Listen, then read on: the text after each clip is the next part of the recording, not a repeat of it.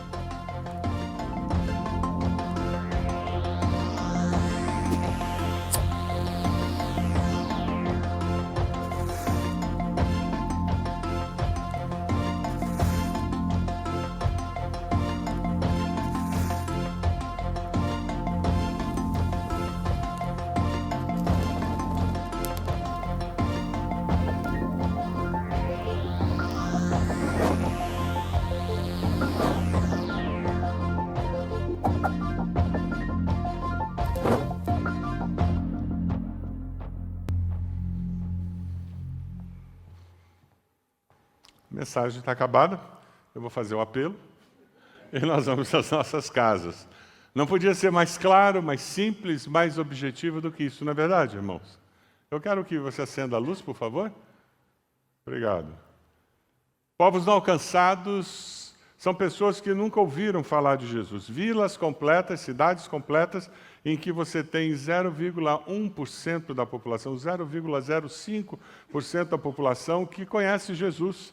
Pessoas que crescem e morrem sem conhecer, sem ouvir falar do nome do Senhor.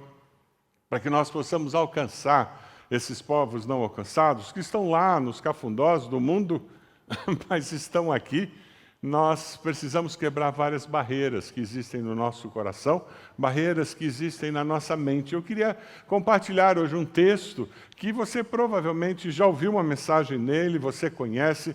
Se você puder abrir sua Bíblia e manter ela conectada e aberta lá em Atos 10, a gente vai começar a conversar sobre uma experiência. Pedro teve uma experiência com alguém que não estava sendo alcançado, com alguém que fazia parte dos povos não alcançados daquela época, os gentios. Naquele momento em que Pedro é desafiado, é questionado quanto aos valores e paradigmas deles, ele tinha muita certeza de que o Evangelho de Jesus era para ser anunciado a todos os judeus. E Deus o coloca numa situação em que ele precisa quebrar seus preconceitos, libertar-se dos seus preconceitos, dos seus paradigmas, para que ele pudesse observar o agir sobrenatural de Deus. Lá em Atos 10, a partir do versículo 1, a palavra nos diz: havia em Cesareia um homem chamado Cornélio, centurião do regimento conhecido como italiano.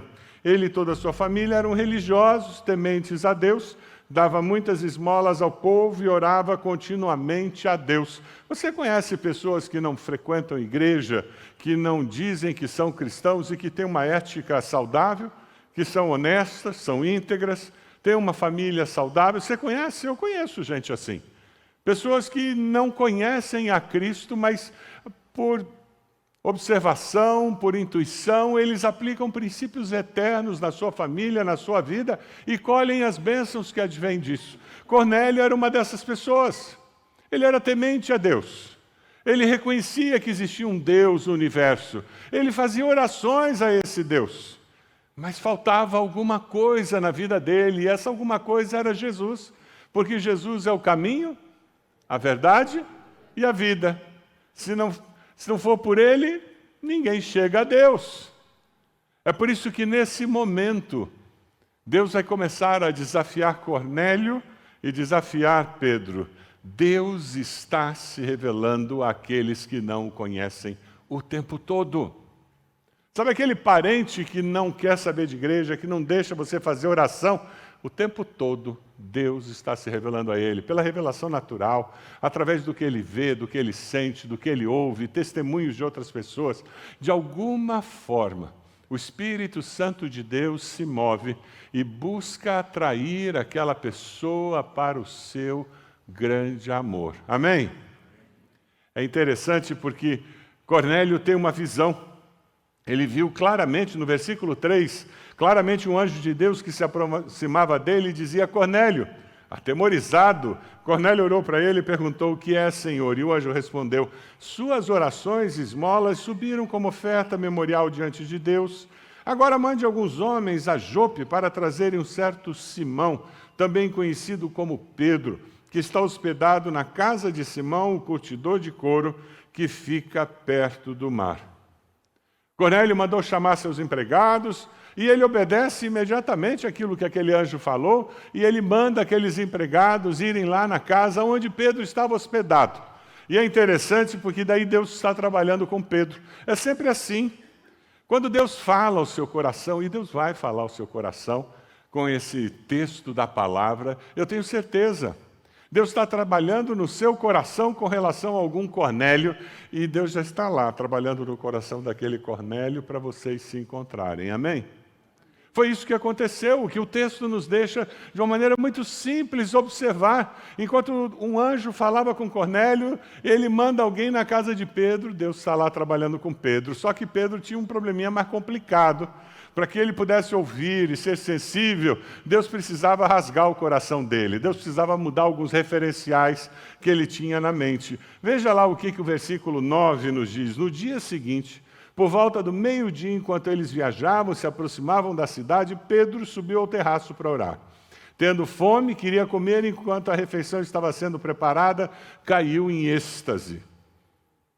Eu não fico em êxtase, mas eu fico desesperado quando eu chego em casa e o almoço ainda não está pronto. Você fica assim? A minha esposa fica desesperada porque eu começo a mexer em tudo. Você faz isso também? Você mexe na panela? Você abre a geladeira, tenta pegar alguma coisa? Quem é viscerotônico entende o que eu estou dizendo. Quem não é, os magrelas, eles não entendem. Porque eles nem perceberam que era hora de almoçar. Pedro está lá e ele tem um êxtase interessante. Vem do céu algo semelhante a um grande lençol, versículo 11, que descia à terra, preso pelas 4 pontas, contendo toda espécie de quadrúpedes, bem como de répteis da terra e aves do céu. Então uma voz lhe disse: levante-se, Pedro, mate e coma. E aqui está o referencial, o paradigma que Pedro está sendo confrontado com ele. Mas Pedro respondeu: de modo nenhum, Senhor, jamais comi algo impuro ou imundo. É mais ou menos você dizer: não, Senhor, eu não vou fazer oração de olho aberto. 40 anos de membro de igreja, nunca abri o olho na oração. Ele tinha uma prática religiosa encravada na sua mente, no seu coração, e ele não abria mão disso. Ele estava sendo questionado por um agir sobrenatural de Deus para que ele enxergasse mais longe. Versículo 15, a voz lhe falou segunda vez: não chame impuro ao que Deus purificou. Isso aconteceu 3 vezes, em seguida o lençol foi recolhido ao céu, enquanto Pedro estava refletindo. Sublinhe essa expressão. Enquanto Pedro estava refletindo. Lembra de Maria que guardava essas coisas no seu coração? Quando acontecia alguma coisa que fugia da compreensão de Maria, a gente vê aquele relato. E Maria guardava essas coisas no seu coração, ou seja, ela guardava e ficava com aquilo e tinha como ruminar aquela situação, buscando uma compreensão mais profunda, uma compreensão maior do que estava acontecendo. Os homens, enquanto Pedro refletia no significado da visão, os homens enviados por Cornélio descobriram onde era a casa de Simão e chegaram à porta. É preciso ter coragem para reconhecer nossos preconceitos e medos e buscar libertação. Nós vamos encontrar um Pedro que está disposto a ir além de tudo que ele já tinha aprendido entendido e praticado. De modo nenhum, Senhor, jamais comi algo impuro ou imundo. Não, Senhor. Eu conversar com cigano para evangelizar? Não, deixa que morram, que vão para o inferno. Cigano é tudo ladrão, mentiroso, todos são? Eu, Senhor, ministério de penitenciária? Não, Senhor. Bandido bom é bandido morto. Muita gente fala isso. Muitas vezes nós temos muita dificuldade de evangelizar e pensar em alguém trabalhando com muçulmanos na nossa nação ou em países fechados, porque todo muçulmano é terrorista, não é? Ou não é? Preconceitos, pré-conceito. O preconceito, a palavra preconceito é isso, eu tenho um pré-conceito, um conceito formado antes da situação. Nossos paradigmas precisam ser quebrados e para que isso aconteça, eu e você precisamos ter corações ensináveis, abertos para o novo de Deus, abertos para o projeto de Deus naquele momento, abertos para a possibilidade que Deus enxerga e que você ainda não enxergou. Pedro estava refletindo no seu coração. Sabe, esse Pedro que estava refletindo, que quebra paradigmas, entra na casa de um gentio, conversa com o gentio, apresenta o evangelho para o gentio, vê gentios recebendo o Espírito Santo, se convertendo, fala sobre eles serem batizados. Lá no versículo 34, se você dá uma olhada, Pedro começa a falar e diz: agora eu sei que de fato Deus trata a todos de modo igual, pois ele aceita todos os que o temem e fazem o que é direito, seja qual for a sua raça. Deus trata a todos da mesma maneira. Quando nós enxergamos isso, fica mais fácil nós imaginarmos, iniciarmos um ministério com prostitutas, com travestis, que estão aí nas esquinas de Curitiba, e dizendo, eles precisam ser alcançados com esse amor. Amém? E quem sabe para que eu enxergue que esse é um ministério que Deus tem para mim, para trabalhar com mães solteiras, assegurando a identidade delas como mulheres criadas à imagem e semelhança de Deus, talvez eu tenha que quebrar alguns dos meus preconceitos, os meus paradigmas que me impedem de ter um coração sensível à necessidade, à oportunidade que está perto de mim. Para ouvir a Deus, eu preciso de um coração ensinável. Você tem um coração ensinável?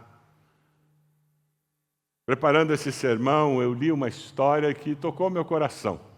Uma história muito linda, que acontece lá em 1900, no começo do ano de 1900.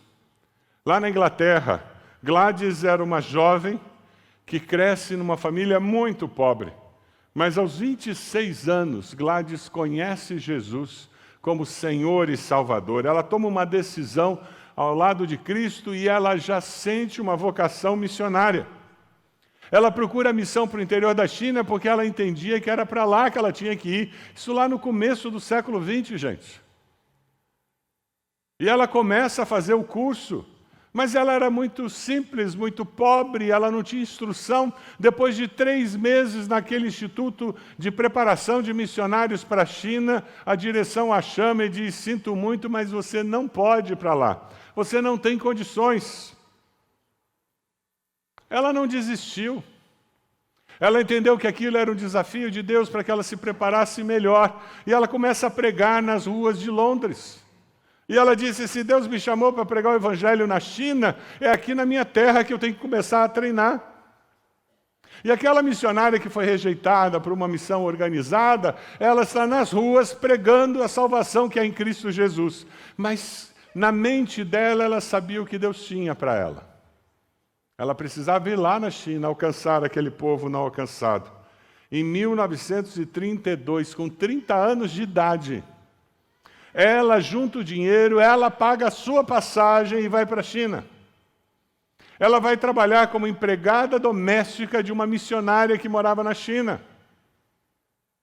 Só que logo que ela chega, o marido da missionária morre. E agora está aquela viúva e ela na China. E Deus dá uma visão. E as duas abrem uma hospedaria.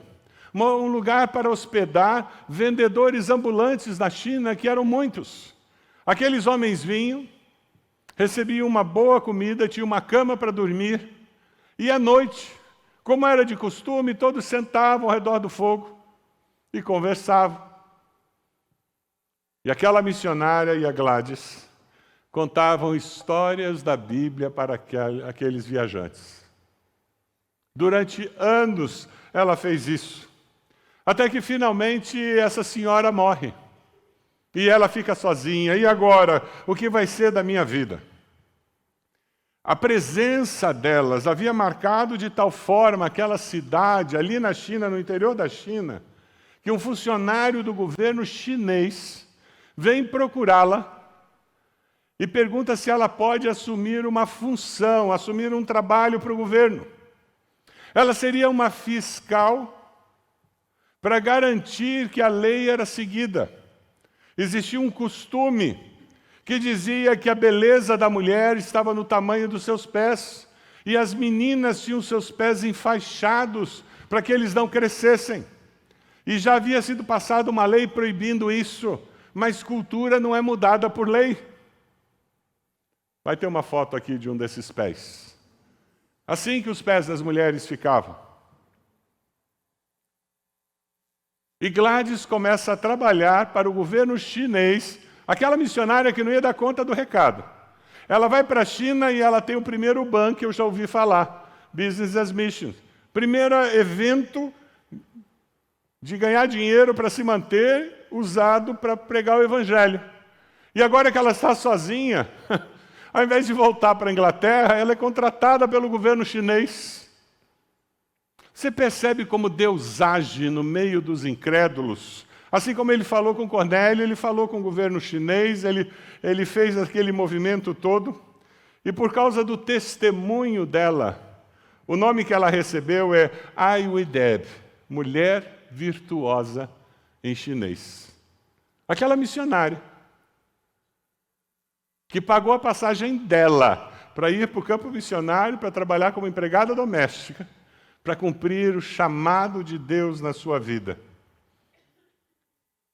E trabalhando com aquelas crianças, aquelas mulheres, aquelas meninas que tinham os pés enfaixados, ela de repente começa a encontrar meninas que são órfãos, crianças que são órfãos. O que ela fez?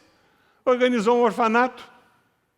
Quando os japoneses, em 1938, atacaram a China e atacaram a sua cidade de Yanchen, sabe o que ela fez? Ela, durante 21 dias, fugiu pelas montanhas com mais de 100 crianças. Ela salvou da morte mais de 100 crianças. Foram 21 dias com fome, sofrimento e medo. Eu encontrei uma foto de algumas dessas crianças aqui. Em 1943, finalmente, ela foi reconhecida oficialmente como missionária. Ela morreu em 1970, um filme foi feito da sua vida. Alguém que tinha um coração ensinável para aprender com as circunstâncias da vida e para aprender a ouvir a direção de Deus, mesmo que ela fugisse do padrão. Nossos preconceitos, nossos pré-conceitos influenciam e distorcem a nossa percepção da vida. Lê de novo e deixa isso assentar na sua mente e no seu coração. Nossos preconceitos influenciam e distorcem a nossa percepção da vida. Esse texto em que Pedro é desafiado a enxergar um momento novo, uma maneira nova de Deus agir, esse texto em que Cornélio, ele é confrontado com o que ele fazia não era suficiente, precisava mais.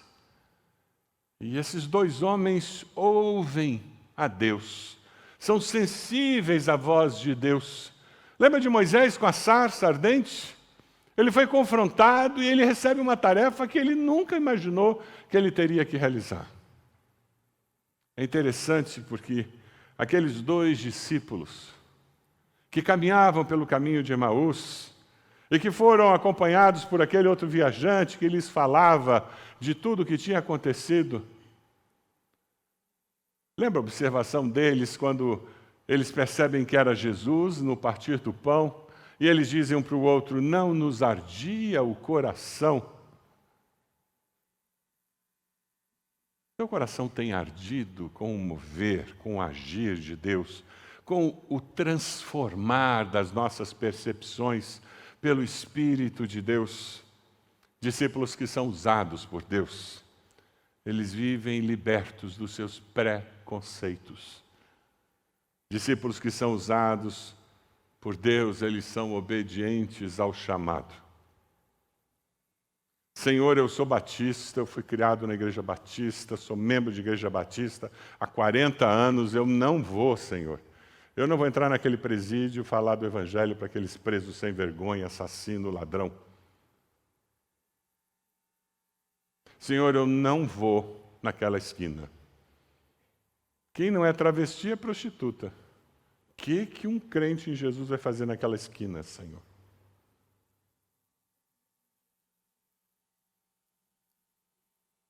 Percebe a nossa luta para quebrar nossos preconceitos?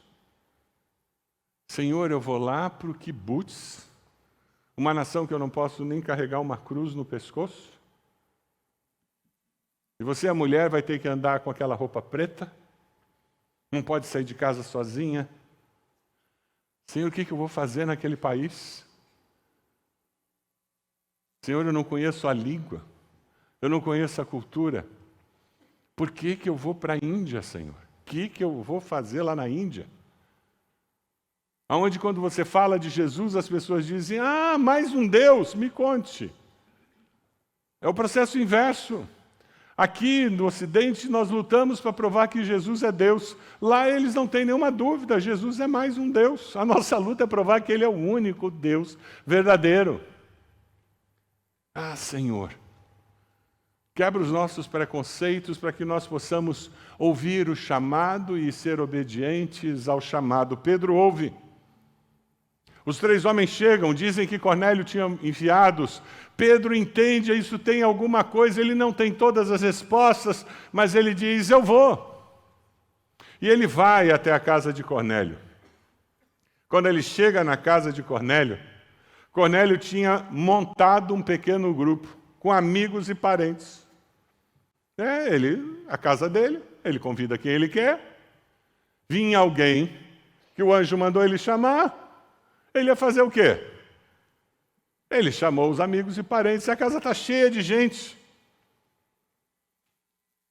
E Pedro chega, se surpreende, mas ele tinha um coração ensinável, ele estava disposto a obedecer a Deus.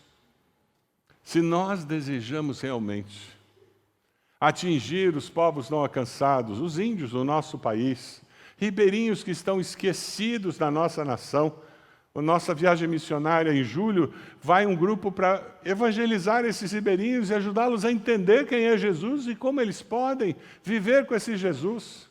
Se nós queremos fazer diferença, nós precisamos abrir mão dos nossos preconceitos de quem merece, quem não merece, quem vale a pena a gente gastar a vida para evangelizar, dinheiro para evangelizar, e ao mesmo tempo precisamos estar dispostos a obedecer.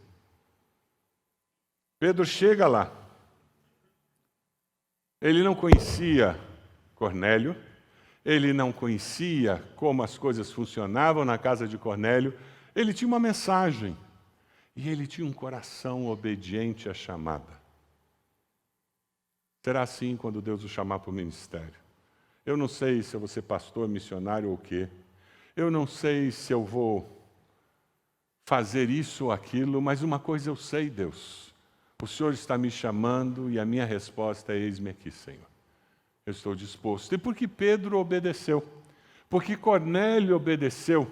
Eles viram o mover de Deus completamente fora de todos os referenciais missiológicos daquela época. Nós estamos vivendo um momento novo no campo missionário. Em muitos países, você não ter curso de teologia é bom.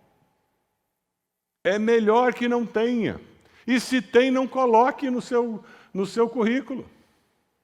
Alguns países você vai ser missionário dirigindo uma escolinha de futebol.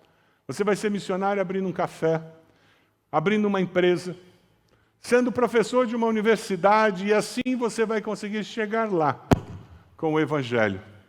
A questão é nós entendermos que existem papéis novos para essa nova geração de missionários. Com o evento do home office, nós temos missionários que estão no campo e eles continuam trabalhando. Eles são biocupacionais porque pela internet eles não perderam o emprego. E o sustento deles está garantido com aquele trabalho. Eles continuam em contato com pessoas que não conhecem e precisam de Jesus. E eles estão lá cumprindo o seu chamado. Deus está chamando você para ser um professor no campo missionário. Deus está chamando você para ser uma professora. Deus está chamando você para iniciar uma escolinha de futebol. E nem precisa ser craque para abrir escolinha de futebol. Se você conseguir acertar 2 bolas em 3 tentativas, você já pode. É interessante porque o que Deus espera de você é uma resposta ao chamado. É um coração ensinável, como o de Pedro, de Cornélio, e uma disposição para obedecer, como eles tiveram.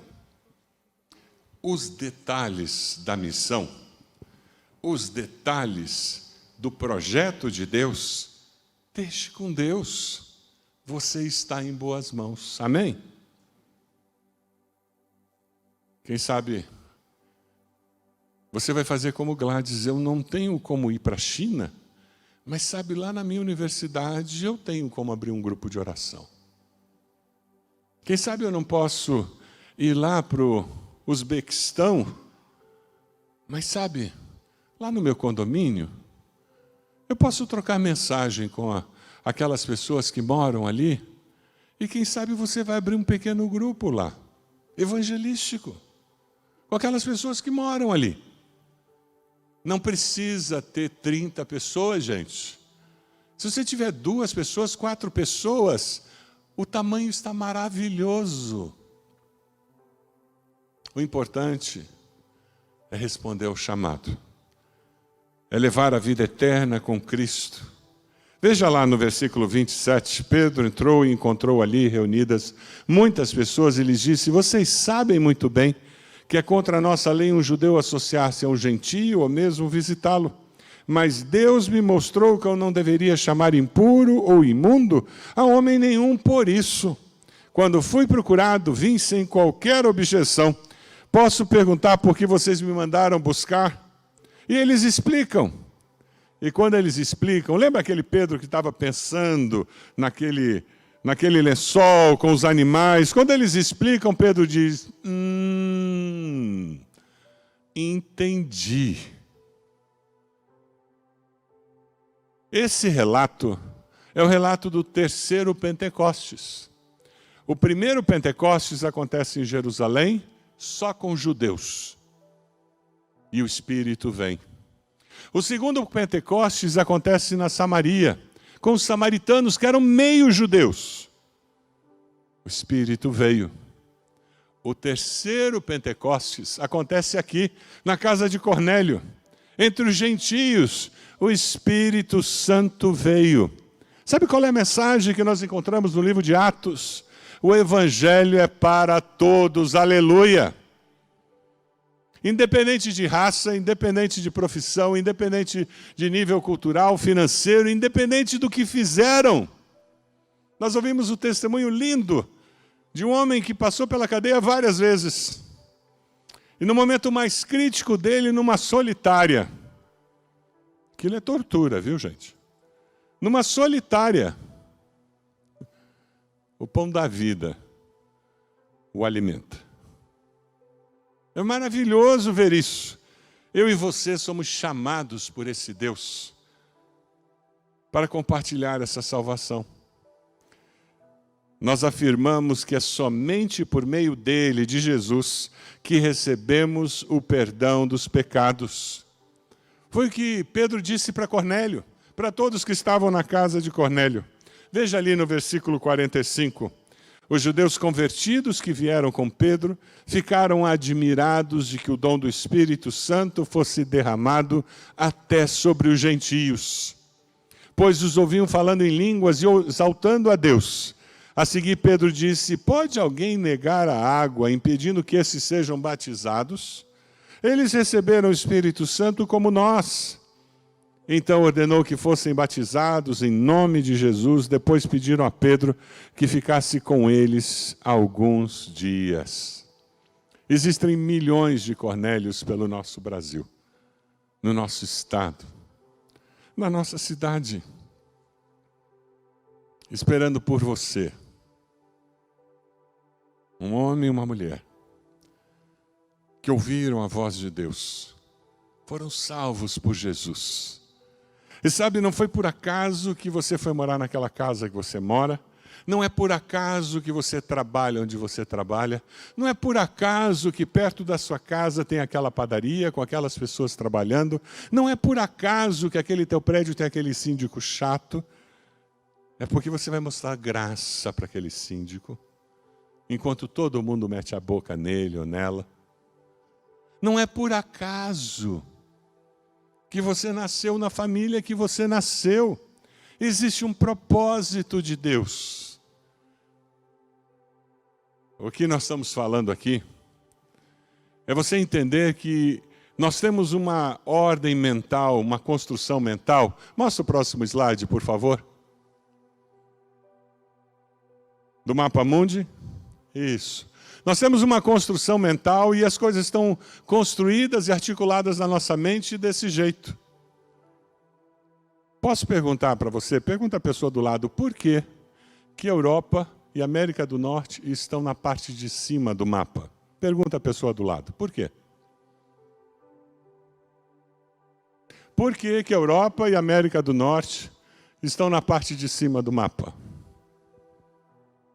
Porque foram os europeus que desenharam o mapa, gente. O universo tem chão e tem teto? No universo tem em cima e embaixo? Tem? Não. O meu desafio para você hoje é que você deixe Deus mudar a sua maneira de ver a vida. Deixe Deus mudar a maneira de ver a vida. Alguém na Austrália fez um mapa assim, um mapa mundi assim, com a Austrália na parte de cima do mapa. Está errado? Não. Você está incomodado? Gera um incômodo, né? Porque esse mapa questiona os nossos pré-conceitos. Se você esquecer tudo que eu falei hoje, não esqueça o que eu estou dizendo agora. Deixe Deus quebrar os seus pré-conceitos. O mapa mundi é o mesmo. O mapa é o mesmo. Só foi colocado numa posição diferente. Nós não estamos falando de mudar doutrina. Estamos falando de mudar estratégia. Estamos falando de mudar percepção de vida. Estamos falando de mudar a maneira como eu vejo as pessoas. E aí nós vamos ver a vida, as pessoas, o mundo, como Deus vê. Você pode abaixar sua cabeça? Tempo seu, especial com Deus. Quem sabe você vai dizer: Deus, eu quero que o meu coração esteja pronto para ver a vida de uma maneira diferente. Coloca de cabeça para baixo o meu mapa de vida, Senhor. E de repente aquilo que você mais teme, vai estar no mapa de Deus. Como estava na mente de Pedro ir na casa de um gentio. Mas ele só viu a glória de Deus, porque ele aceitou o desafio de Deus. Você aceita o chamado de Deus para ser testemunha, para levar vida eterna para aqueles que não conhecem? Se você aceita o desafio de Deus para mudar paradigmas e dizer, tá bom, Deus pode me desafiar, eu quero convidar você a se colocar de joelhos onde você está. Com esses gestos você vai dizer, tá bom, Deus, eu quero que o Senhor fale comigo e que o Senhor me use. Eu aceito o desafio. Coloque-se de joelhos onde você está. Com esse gesto dizendo, Deus, eu estou disposto. Eu quero viver algo novo. Eu quero experimentar algo novo com o Senhor. Talvez você vai orar pedindo, Deus, como é que eu chego naquele Cornélio? Cornélio pode ser um parente, pode ser um colega de trabalho, de faculdade, de escola. Coloque-se de joelhos e diga, Deus, como é que eu chego no coração desse Cornélio, dessa Cornélio? Como é que eu posso ser usada pelo Senhor para fazer diferença na vida dessa pessoa? Ore pelo seu condomínio. Ore pelos seus vizinhos agora. Diga o nome deles, daqueles que você conhece. Coloque no altar do Senhor e diga, Deus, eu quero que o Senhor me use na vida deles. E use para ser bênção. E mostre como eu derrubo as paredes que nos separam, Senhor. Senhor, com teu Santo Espírito, ilumina nossas mentes. Quebra nossos preconceitos. Guia nossos passos. Trabalha no coração daqueles Cornélios que o Senhor tem para nós. E nos leve até eles. Ó Deus amado, nos leve até eles. Derrube as barreiras, Senhor, nós te pedimos. Nós queremos ter um coração disposto a obedecer, ensinável. Permita que eles também tenham, Deus, e nós possamos encontrá-los nesse momento tão especial. Usa, Senhor, a nossa igreja para ir até os confins da terra com a tua mensagem, para apoiar aqueles que vão. Usa a nossa igreja para alcançar aqueles que estão por aqui com a mesma mensagem, a mesma salvação. É a nossa oração, Senhor, e nós a fazemos em nome de Jesus. Amém.